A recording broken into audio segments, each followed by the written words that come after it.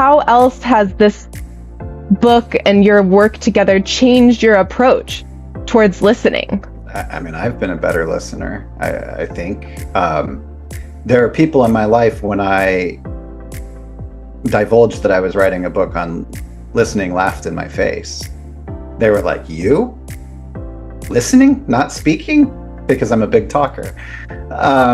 And I'm a big interrupter. And I have a lot of these communication habits that you wouldn't think of as, kind of this stereotype as a listener being sort of a quiet, observant person. And I think the ways that it's changed my listening are profound, but very, very identifiable. I didn't start noticing more. I've always been a keen noticer. I'm very observant. So that didn't really shift. But really thinking about my intention for listening, like knowing going in, like I can turn on listening. Like I want to learn from you. I want to be open and accepting of you. I want to remember my respect for you. And sometimes that's harder. With some people, we're just not that inclined to do it. So you can kind of, mentally prepare for the conversation by just turning the volume up on that intention going in, or saying, I really want to learn from this conversation, or I really want to just validate the person. And that's what I'm listening for. I'm just listening for what's their experience so I can understand how much distress they're in. I don't need to learn anything. I don't need to fix anything. I just want to validate their experience, and how's that going to affect my listening? So really priming me with the idea of there are distinct intentions to go into each conversation has been a game changer for me. There's something that's the same and something that's different. So the same for me is much more intentional. And, maybe we haven't made enough of this in the book.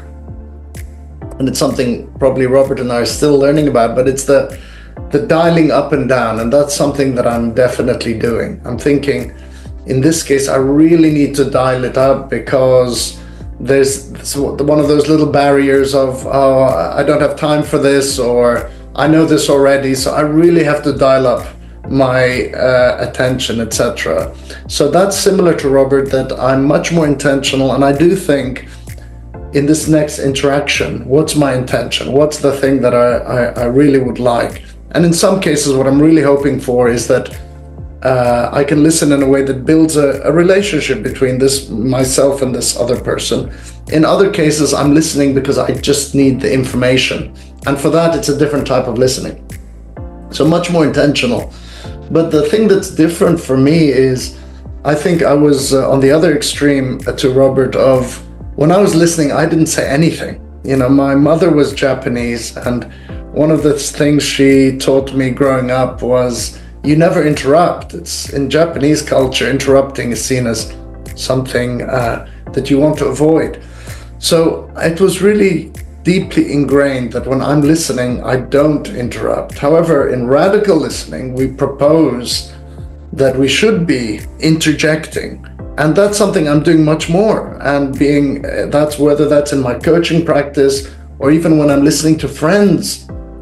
I guess my friends would have thought, is Christian really listening? Because I just go quiet for 20 minutes as they were talking, because that was my training. That's how I was brought up, but that's my training as a coach.